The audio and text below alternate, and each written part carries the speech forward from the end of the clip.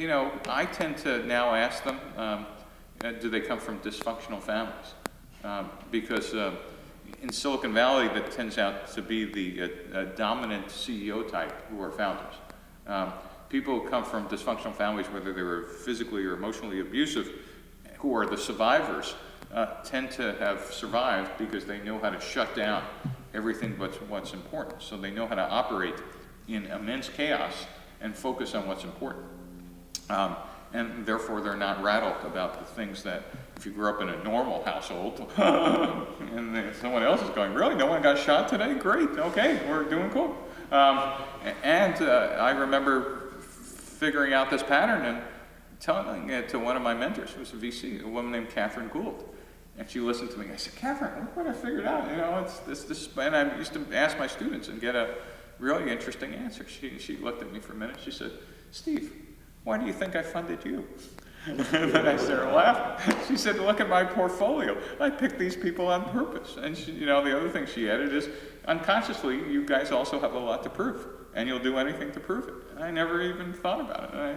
And I realized she was right. It's not a requirement, but I'm going to suggest that people who've been through enormous stress or travails to get where they are and have done well putting it together. The only bad news is for investors is when things become repeatable and executable, they throw hand grenades into their own company.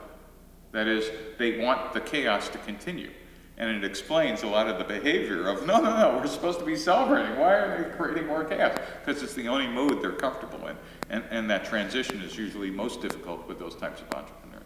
Steve, that was a fabulous blog post that you wrote, and I've shared it for many years on this particular subject. Isn't that interesting? And I was in Europe at the time, and so not in the Valley.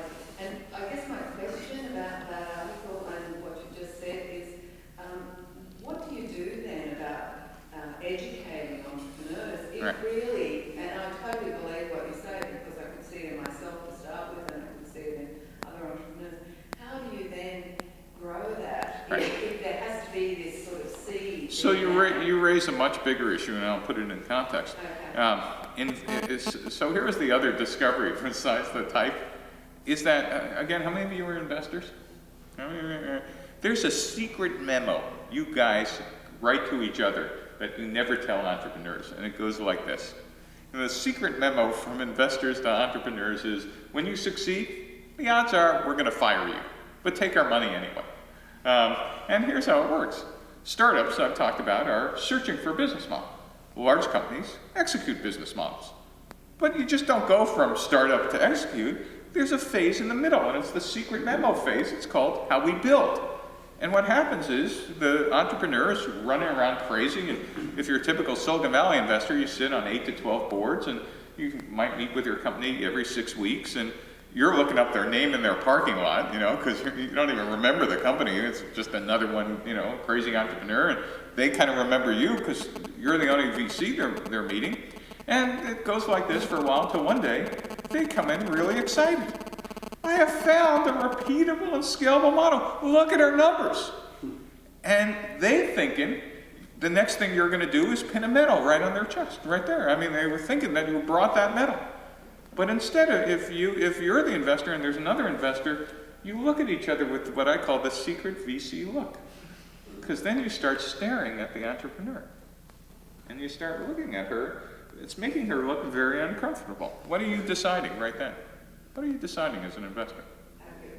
Yeah, why? Because now all of a sudden, you're looking, you don't see like another entrepreneur, you see a big dollar sign. It's a liquidity event, potentially, and now all they could do is screw it up because it's an execution problem. You didn't hire them for execution. Now you're thinking about, who's on my operating exec list that I could go bring in so this founder doesn't screw up my deal?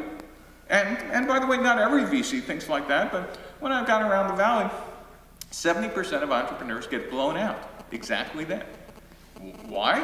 Because we never bothered to tell entrepreneurs on day one the entire process. And when I asked my VC friends, why don't you do that? They looked at me again like I was stupid. Are you saying we should tell entrepreneurs we're going to fire them when they succeed? We'd be the only people not doing deals in Silicon Valley. So this becomes a much larger problem of educating entrepreneurs about the fact that we've hired them actually to do one thing, which we never had the language before, but as investors you kind of knew it. We're hiring them to be the crazy people to search for the business model. Fly 24/7. Gee, get on the plane, go over here. Gee, how come you're not in the States? Go back to Russia, go over here. Great. Call me when you made me money. Right? It's essentially what, oh, you made me money? Great, you're fired. That's the model. We just don't say that, and nor do we say, and let us tell you the skills over time that if you decide you want to be an execution exec, that you need to get. We never tell them that there's a different set of skills. And it took me 6 startups to realize, you know what? I really was great at search, and I was great at half of build. But when I really kind of got my ego away from it, there's no way I wanted to be the CEO of 10,000 people. I actually wanted to own as much as I could of the one that some other idiot has taken public, which I did. I resigned the day before our S1, our IPO, became effective in New York with an $8 billion market cap. Thank you very much. We hired the chief operating officer at KPMG, and he took the damn thing public. So to answer your question, it's a bigger question about what's the responsibility and do you care about, you know, coaching entrepreneurs who you are using for a goal, which is to, you know, enhance the value of your portfolio to some liquidity event. And right now, venture capital has historically been mercenary and said it's not our responsibility at all. But that's why you hear entrepreneurs telling these horror stories of the VC stole my company and gave it to a stupid suit. It's why, you know, Apple hired Scully and fired Jobs. It's not understanding that, in fact, when you get rid completely of the entrepreneur, you've just fired the entrepreneurial DNA, and you better pray you're going to have a soon liquidity event, because at least in the technology business, that cycle of innovation needs to repeat itself often. You just fired those creative people. Instead of saying, let me explain the new role you could have, and yes, you could be creative because we're going to need you, you know, in another 9 to 18 months. Oops, we got rid of all those guys. Why are we getting our ass kicked the year after we went public? Because we don't have any more innovation. Does that make sense? Yes, and it is true that there's 2 different types of personalities. Right, of course. One that wants to do that startup, and like you, I would be bored. Right, and worse, the minute you're hiring a world-class operating exec, if you didn't train them, they also don't know and understand the value of the entrepreneur. In fact, I remember bringing in the head of the KPMG, whose first comment was, boy, are things disorganized. Excuse me, stupid. We went from 0 to $125 million in a year and a half, and the only thing you can tell me is how fucking disorganized this place looks like?